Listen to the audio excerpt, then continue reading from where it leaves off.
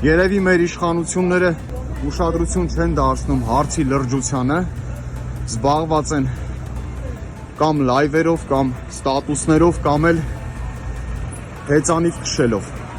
Հայաստան-Վրաստան սահմանային 3 հիմնական անցակետերը բեռնատար մեքենաների համար գիշերվանից կատվածահար են, անցնել կարող են միայն թեթև մարդատար մեքենաները։ Բավրա, Բագրատաշեն եւ Գոգավան տանող ճանապարհները փակել են հայ բեռնափոխադրողները եւ պահանջում են Հայաստանի իշխանությունը բանակցություններ սկսի ռուս գործընկերների հետ, որպեսզի Դաշնությունում ընդունված միգրացիոն նոր օրենքը չտարածվի ԵԱՏՄ անդամ Հայաստանի վարորդների վրա։ Հայաստանի Հանրապետության կառավարությունը պաշտոնապես դիմել է Ռուսաստանի Դաշնության կառավարությանը, որպեսզի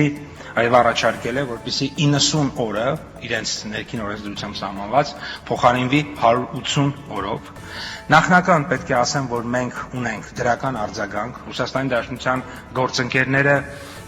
համաձայնել են մեր մտահոգությունների հետ եւ իմ տեղեկություններով արդեն իսկ ներքին շրջանառության փուլում է Ռուսաստանի Դաշնությունում օրենսդրական նախաձեռնություն, որը հենց այդ խնդրի լուծմանն է միտված։